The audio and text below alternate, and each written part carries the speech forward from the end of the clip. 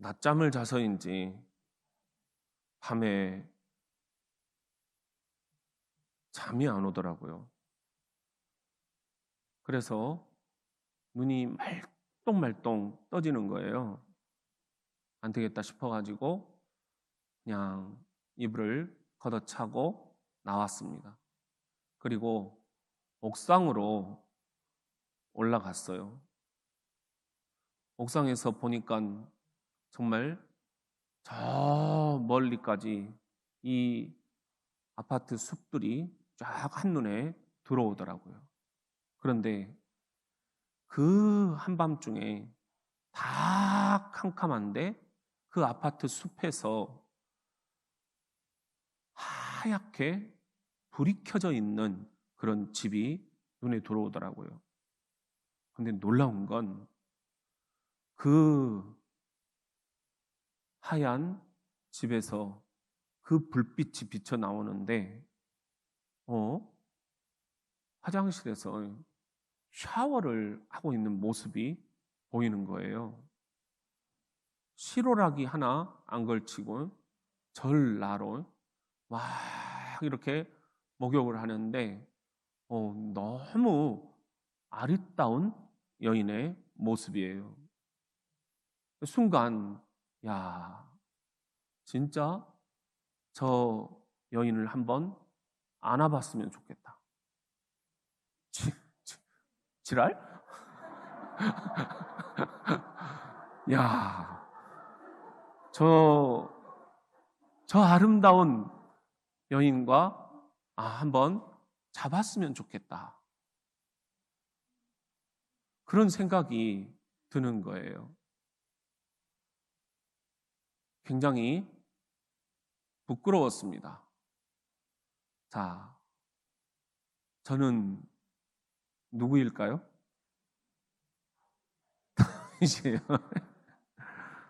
다윗과 밧세바 이야기입니다. 제가 그랬다는 게 아니고 너무 좋아하시네. 여러분, 우리가 지금 7주간에 걸쳐서 우리 기독교에서 말하는 7가지 치명적인 죄를 살펴보았어요. 3세기에 사막의 수도자들을 영적으로 지도했던 에바그리우스가 이 수도자들에게 가장 치명적인 죄가 뭔가, 그리고는 그 7가지 죄의 별칭을 다 붙였습니다. 우리가 그걸 함께 공부한 것입니다. 다시 한번 우리가 반추를 해보면요, 우리 첫 번째 교만은 별칭이 뭐였죠? 뭇별 위에 보자. 시기는요, 초록눈의 괴물. 분노는요, 사탄의 용광로. 나태는요, 정오의 마귀. 탐욕은요, 불룩 나온 올챙이배. 탐식은요, 텅 빈 영혼. 그리고 음욕은요, 타는 갈증에 마시는 바닷물. 여러분, 어젯밤에 아내가 제가 설교를 막 이렇게 헤매고 있으니까 피식 웃으면서 여보, 내일 설교 어떻게 하려고 그래? 그래서 왜? 음욕이잖아. 다른 설교는 어떻게 여기까지 해왔지만 아내가 보기에 오늘 설교는 진짜 가관이겠다. 걱정이 된다고 그러더라고요. 음욕을 어떻게 설교를 할 건지. 저도 굉장히 이게 설교 줄이 안 잡힌다 그러잖아요. 어떻게 해야 될지를 잘 모르겠더라고요. 예수님은 그러면 어떻게 하셨을까? 저는 항상 그렇게 질문을 던져봅니다. 예수님은 이 음욕이라는 부분에 대해서 어떻게 설교하셨을까? 예수님은 이 수많은 우리 기독교 2000년 역사 동안 설교자들이 이 음욕이라는 부분에 대해서 사실 민망하고 금기시 되었기 때문에 직접적으로 표현을 잘 안 했어요. 또 설교 주제로 잘 삼지 않았어요. 교인들이 그런 것들은 민망해한다, 듣기 싫어한다. 그러면 나도 그럴 것인가? 예수님을 따르는데 예수님을 한번 생각을 해보았어요. 그랬더니 여러분, 오늘 마태복음 5장 28절 말씀에 예수님이 이렇게 말씀을 하고 계셨습니다. 시작. 나는 너희에게 이르노니 음욕을 품고 여자를 보는 자마다 마음에 이미 간음하였느니라. 예수님이 음욕이라는 이 주제에 대해서 아주 정면 돌파를 하고 계시는 거예요. 예수님도 설교 주제로 이 음욕을 언급을 하고 계시는 거예요. 왜 그러셨을까? 예수님이라면 그냥 조금 세상적인 언어들은 다 피하고 하늘의 언어만 언급을 하셨을 법한데, 그러면 더 우리가 예수님을 거룩하신 분으로 이렇게 지켜 세울 텐데, 예수님은 음욕이라는 단어를 아주 정면으로 언급을 하고 계셔요. 음욕을 품고 여자를 보는 자마다 이미 간음죄를 지은 것이다. 그러니까 구약의 율법 간음죄보다 예수님은 한 걸음 더 나가시는 거예요. 실제로 간음을 하지 않았더라도 여자를 보고 그런 마음만 품어도 간음죄를 이미 지은 것이다. 예수님은 아주 세게 얘기를 하고 계시는 거예요. 그런데 왜 예수님이 그렇게 음욕에 대해서 정면 돌파를 하시는 걸까? 오늘 3세기 에바그리우스만이 아니라 저와 여러분에게도 이 음욕의 문제는 매우 현실적인 문제이기 때문이 아닐까? 어떻습니까, 여러분이? 세상의 모든 남자들, 세상의 모든 여자들, 세상의 모든 그리스도인들, 세상의 모든 비그리스도인들, 남녀노소 할 것 없이 오늘도 예수님 시대와 똑같이 이 음욕의 문제는 우리의 문제라는 거예요. 아주 현실적인 문제라는 거예요. 우리가 이것을 어떻게 이겨낼 수 있을까? 이 음욕의 죄를 어떻게 우리가 극복할 수 있을까?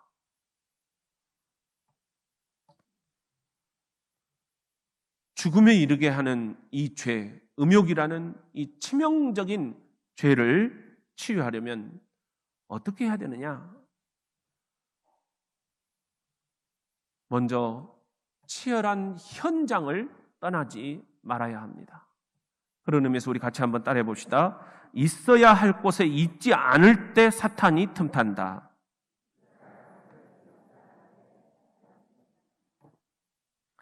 우리 지금 다윗과 밧세바 이야기로 오늘 설교 도입을 했습니다. 여러분, 그 내용은 사무엘하 11장에 나오고 있어요. 11장 1절을 현대 성경으로 읽어드리면 이렇게 시작이 됩니다. 옛날 이스라엘에서는 보통 춘분이 지난 다음 건조기가 시작되는 때에 전쟁하는 관습이 있었다. 춘분은 바로 새해가 시작되는 때였다.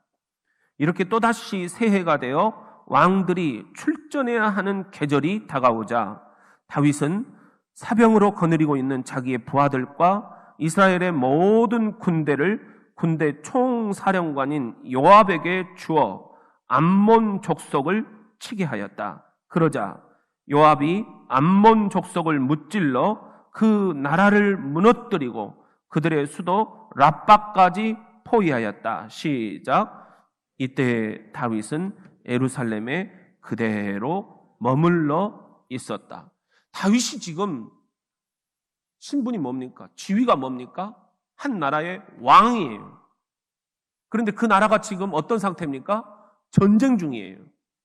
여러분, 나라에 전쟁이 났는데 왕이 있어야 할 자리가 어디일까요? 당시에는 항상 전쟁이 나면 왕이 맨 앞에서 나를 따르라, 그렇게 모범을 보였습니다. 오늘날 전법과는 좀 다르겠죠. 오늘날에는 이 사령부가 뒤쪽에 있어요. 그래서 앞에 지금 이렇게 펼쳐져 있는 우리 병사들을 향해서 지휘를 하는 그런 형태라면, 당시에는 왕이 모범을 보여야만 전부 다 우리 왕이 저 용감한 모습으로 우리 앞에 지금 서 있다, 우리 앞에 왕이 전쟁터 한가운데 있다, 그런 안정감을 누렸던 것 같아요. 지금 다윗이 있어야 할 자리는 전쟁터 그 병사들의 맨 앞이어야 했습니다. 그런데 어디에 있습니까? 이때 다윗은 예루살렘 왕궁에, 그 안락한 왕궁에 그대로 머물러 있었다는 거예요. 이것이 성경에 보면은 하나님이 기뻐하시지 않았다, 이렇게 이 이야기의 결론이 나타나 있습니다. 이번에 우크라이나 러시아 전쟁에 우리들이 뉴스를 이렇게 막 시시각각으로 보잖아요. 이 우크라이나 대통령 이름이 뭐죠? 젤렌스키 대통령이 처음에 이 러시아가 딱 침공을 하자 전부 다 국민들을 버리고 도망쳤다, 이렇게 뉴스가 떴어요. 그때 우리나라에 살고 있는 이 우크라이나 이 사람들이 굉장히 서운함을 많이 표시했어요. 알고 보니까 우크라이나 젤렌스키 대통령은 그 전쟁통에 국민들과 함께 있는 모습을 우리들에게 보여주었어요. 이것이 굉장히 많은 세계인들에게 잔잔한 감동을 가져다 주었죠. 다윗 왕이 그래야만 했습니다. 전쟁이 났는데 부하들을 전쟁터에 보내놓고 요압 사령관에게 네가 가서 내 대신 싸워라 쥐봉을 위임해주고는 본인은 예루살렘 왕궁의 안락한 침대 위에 자고 있었어요. 이것이 하나님이 기뻐하시지 않는 그런 모습이었습니다. 잠언 6장 28절을 우리 같이 한번 읽어봅시다. 시작. 사람이 숯불을 밟고서야 어찌 그의 발이 되지 아니하겠느냐. 지금 다윗이 이 병사들을, 부하들을 전쟁터에 보내놓고 본인은 예루살렘 왕궁에 남아서 그 여인이 목욕하는 모습을 보면서 저 여인을 데려다가 내가 한밤 잡았으면 숯불을 밟고 있는 모습. 숯불을 밟고서야 어찌 그의 발이 되지 아니하겠느냐. 발이 됐죠. 그래서 하나님이 얼마나 이 다윗 가문을 치셨습니까? 오늘 우리도 영적인 전쟁터에 살고 있습니다. 그렇다면 우리가 있어야 할 자리가 어디입니까? 아버지 여러분, 여러분은 모두가 다 가정을 지키는 가장입니다. 여러분들이 가정을 지키기 위해서 자녀들을 전쟁터에 지금 보내놓고 전국 곳곳에 다 보내놓고 우리는 가장으로서 지금 어디에 있습니까? 이 영적인 전쟁터에서 사탄이 드글거리는 이 세상 한복판에서 자녀들을 싸움터에 내보내놓고 우리는 안락한 예루살렘 왕궁의 그 침실에 누워있는 것은 아닌가. 그리고 우리는 이렇게 다윗이 밟았던 이 숯불을 밟고 발이 돼 있는 것은 아닌가.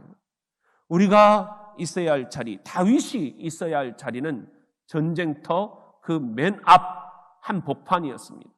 기도의 자리고 하나님을 찬송하는 자리고 하나님을 예배하는 자리였습니다. 오늘 우리가 있어야 할 자리도 바로 그 자리가 아닌가. 저와 여러분을 죽음에 이르게 하는 이 치명적인 죄, 7가지 죄 가운데 사실은 기독교에서 말하기 참 꺼려했던 금기시 되어온 이 음욕이라는 죄, 우리가 이 음욕의 죄로부터 치유를 받으려면 어떻게 해야만 할까요? 또 하나는 음욕에 대해서 결단이 필요합니다. 그런 의미에서 한번 따라합시다. 눈을 조심하라. 남자는 이 시각적인 자극에 굉장히 약하다, 이런 이야기를 학자들이 많이 하죠. 근데 남자만이 아닙니다. 여성들도 눈에 굉장히 약해요. 남자들은 시각적인 이 눈에 약하다면 여성들은 마음의 눈에 약하다, 이렇게 학자들이 얘기하는 것을 볼 수 있어요. 무슨 의미냐 하면 이 남자들은 그냥 눈에 보는 것, 그런데 여성들은 생각, 상상, 공상으로 이렇게 본다라는 거예요.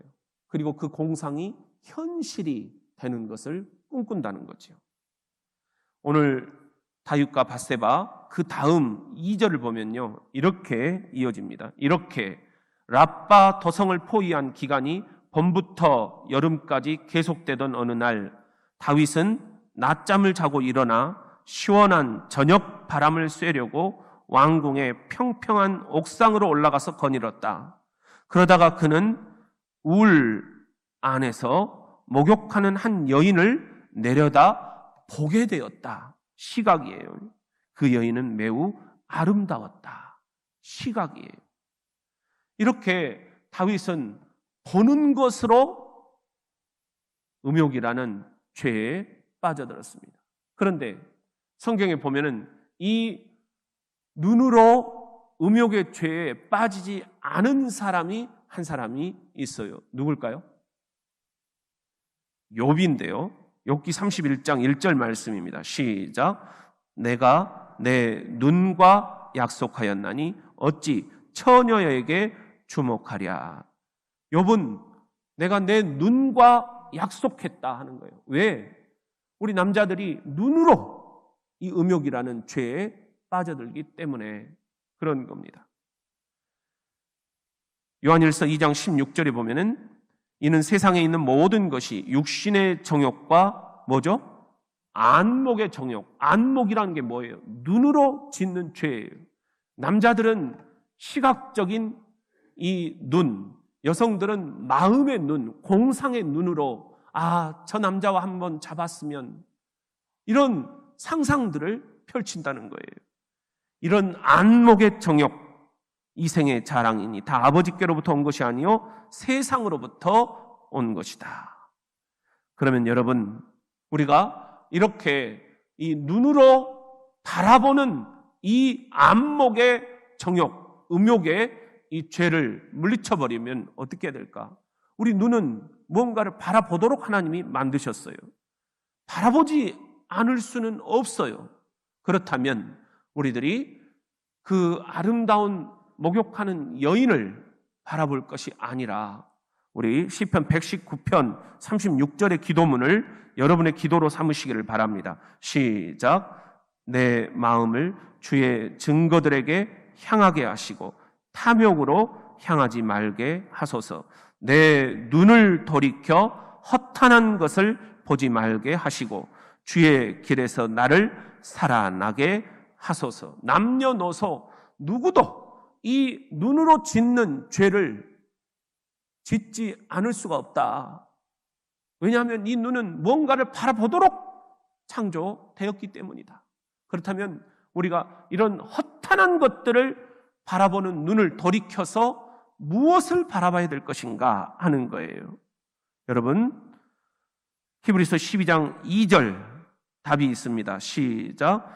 믿음의 주요 또 온전하게 하시는 이 누구를? 예수를 바라보자.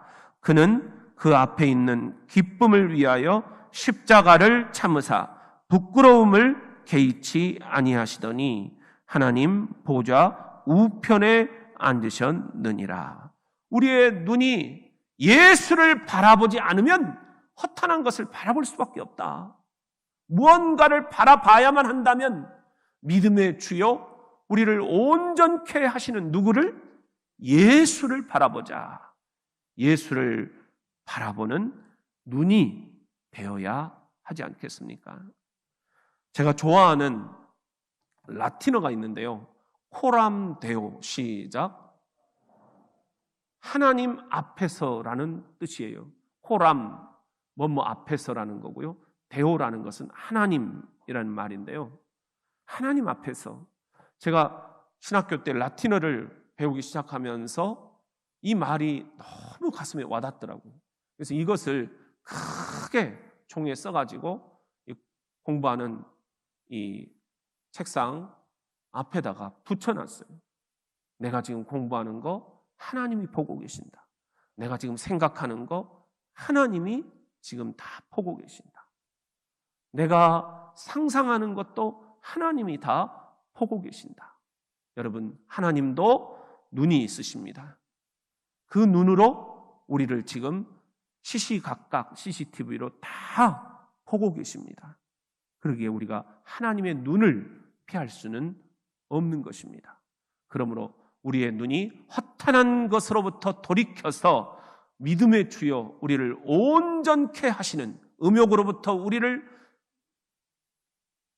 구원해 주실 수 있는 예수를 바라봐야 되지 않겠는가?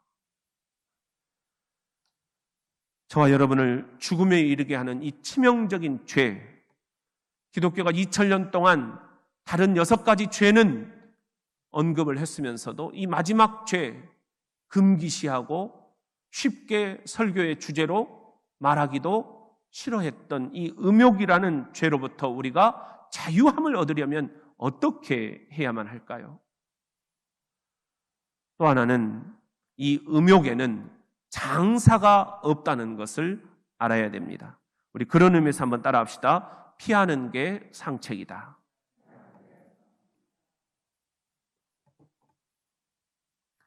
우리 창세기 39장 10절에 보면은 또 하나 유명한 이야기가 나옵니다. 날마다 보디발의 아내는 잠자리를 같이 하자고 누구에게? 요셉에게 치근댔으나 요셉은 어떻게 했다? 들은 채도 하지 않았다. 또한 그와 단둘이 있으려고도 하지 않았다. 이 자세가 필요하다는 겁니다. 창세기 39장 12절 보면은요, 보디발의 아내는 계속 꼬시죠. 이때다 싶어 이봐요. 나와 함께 잠자리에 들지 않겠어요? 남편 없어요. 아무도 보는 이 없어요. 하면서 요셉의 옷을 붙들고 늘어졌다. 그러자 요셉은 그녀를 어떻게 하고 뿌리치고 밖으로 어떻게 했다? 도망쳤다. 이 자세가 필요하다는 겁니다. 너무 급하게 뿌리치고 나오다 보니 그의 겉옷이 보디발의 아내 손에 그대로 있었다. 장사가 없다는 겁니다. 음욕이라는 이 문제에 있어서는 성직자인 저나 여러분이나 전혀 차이가 없어요. 믿는 사람이나 안 믿는 사람이나 전혀 차이가 없어요. 남자나 여자나 전혀 차이가 없어요. 음욕은 남자들만에게 주시는 예수님의 경고다. 이건 아주 잘못된 착각입니다. 여성들도 똑같이 이 음욕이라는 문제 앞에서 갈등을 하고 있습니다. 3세기만이 아닙니다. 오늘 이 시대 현대교회에서 현대 크리스천들에게도 여전히 문제가 되는 부분입니다. 그렇다면 장사가 없다면 피하는 게 상책입니다. 요셉처럼 들은 채도 하지 않는 거예요. 나한테 그런 소리 하지 마세요. 또 단둘이 있으려고 할 때 항상 이것은 위험 신호다. 우리가 문을 열어놓고 대화를 할 수 있는 그런 지혜가 필요합니다. 또 그래도 나를 계속 이 죄악 가운데로 유도를 한다. 뿌리치고 그 환경을 도망쳐 나오는 것이 필요합니다. 그렇다면 우리가 이런 음욕이라는 죄로부터 요셉처럼 피해서 어디로 우리들이 갈 거냐, 어디로 피할 거냐 하는 거예요. 로마서 12장 11절에 답이 나와 있습니다. 시작. 부지런하여 게으르지 말고 열심을 품고 주를 섬기라. 주를 섬기라. 주님께 피하는 것이 가장 바람직하다. 여러분, 여기 보면은 열심을 품고 주를 섬기라 그랬는데 고린도전서 15장 58절에는 그러므로 내 사랑하는 형제들아 견실하며 흔들리지 말고 항상 무슨 일에? 주의 일에 더욱 힘쓰는 자들이 되라. 이는 너희 수고가 주 안에서 헛되지 않은 줄 알미라. 주님의 일에 힘쓰지 않다 보면 자꾸 우리가 이런 세상 일에 음욕과 관련된 상상에 우리들이 머릿속이 꽉 차게 된다라는 거예요. 이 머릿속을 무엇으로 꽉 채울 것이냐? 주의 일로, 주님에 대한 열심으로 꽉 채워야 된다. 그 방법밖에 없다는 거예요. 여러분, 그렇기 때문에 우리들이 이 시간 우리의 머릿속이 무엇으로 꽉 채워져 있는가? 이것도 한번 우리가 MRI를, 하나님 나라 MRI를 가지고 이 시간에 한번 이렇게 쫙 진단을 해봐야 하겠습니다. 제가 또 하나 아주 중요하게 생각하는 그런 단어가 있는데요. 동반의존. 시작. 이건 이제 상담을 조금만 공부하신 분들은 공부를 하게 되는 그런 단어예요. 코디펜던시라는 말인데요. 우리가 어린 시절에 부모님으로부터 건강한 사랑을 공급받지 못했을 때 내 안에 이 상처가 나는데 이 상처로 난 구멍, 이것을 어떤 형태로든 사람들은 메꾸려고 한다는 거예요. 그런데 많은 사람들이 이 어린 시절에 부모님으로부터 충분히 그리고 건강하게 공급받지 못한 사랑을 성적인 탐닉으로 메꾸려고 한다. 그런 이야기입니다. 그래서 성에 집착을 하게 된다는 거예요. 여러분들 이번 주 뉴스 보셨나요? 한 아버지가 어린 둘째 딸을 8살 때부터 5년 동안 몇백 회 성적으로 추행을 하고 술을 마실 때도 항상 그 둘째 딸을 옆에 앉혀놓고 너는 내 것이다. 그 둘째 딸을 자기 아내처럼 그렇게 성적인 노예처럼 부렸다는 거예요. 수백 회 성추행과 성폭행을 가했어요. 이것은 정말 병인 거죠. 성중독자가 돼버린 거예요. 이게 동반의존이라는 거예요. 우리 인간은 이 외로움의 구멍들, 상처난 이 내면의 이 빈 상태들을 견디지를 못하고 이걸 자꾸만 성적인 이 만족감으로 메꾸려고 하는데 이게 메꿔지냐 하는 거죠. 절대로 메꿔지지 않는 겁니다. 성은 우리들에게 결코 만족을 줄 수가 없기 때문입니다. 그러면 무엇으로 우리가 이 내면의 상처 구멍들을 메꿀 수 있겠는가? 골로새 3장 5절입니다. 시작. 그러므로 땅에 있는 지체를 죽이라. 곧 음란과 부정과 사욕과 악한 정욕과 탐심이니 탐심은 우상 숭배니라. 땅에 있는 이 지체, 이 음란, 음욕이라는 이 죄를 우리가 십자가에 못 박아 죽여야 된다는 거예요. 예수님이 왜 십자가에 죽으셨는가? 우리가 고난주간 이 묵상집들을 오늘 봉헌했습니다. 여러분들 적용을 하면서 여러 가지 내용들을 여러분들이 적으셨습니다. 왜 주님이 십자가에 죽으셔야만 했을까? 내가 이 구멍난 상처, 어떤 것으로도 채워지지 않는 이 영적인 갈망, 이 공허함, 이 진공 상태, 이것을 성적인 집착으로, 성적인 탐닉으로는 결코 메꿀 수가 없다라는 것. 이것은 나를 위해 십자가에 죽으신 주님께 맡겨드려야 한다는 것. 그리고 주님이 나의 이런 괴로운 마음까지도 함께 지시고 죽으셨다는 것. 그 주님께서 부활하신 이 계절, 우리들에게 약속이 있습니다. 시편 90편 14절입니다. 시작. 아침에 주의 인자하심이 우리를 만족하게 하사 우리를 일생 동안 즐겁고 기쁘게 하소서. 십자가에 달리신 주님이 우리의 이 땅에 있는 지체, 이 음욕이라는 죄까지도 남성 여러분, 여성 여러분, 누구도 예외 없이 우리를 유혹하는 이 음욕이라는 죄를 십자가에 죽이고 우리는 주님이 부활하셨듯 이 아침 부활하신 주의 인자하심이 우리를 만족하게 하실 수 있도록 주님께 나아가야 할 것입니다. 성이 나쁜 것은 절대 아닙니다. 성은 선물입니다. 하나님이 우리를 지으시고 선물로 주신 거예요. 그래서 우리는 자녀를 낳고 또 우리 자녀들은 또 자녀를 낳고, 성은 거기에 아주 중요한 도구입니다.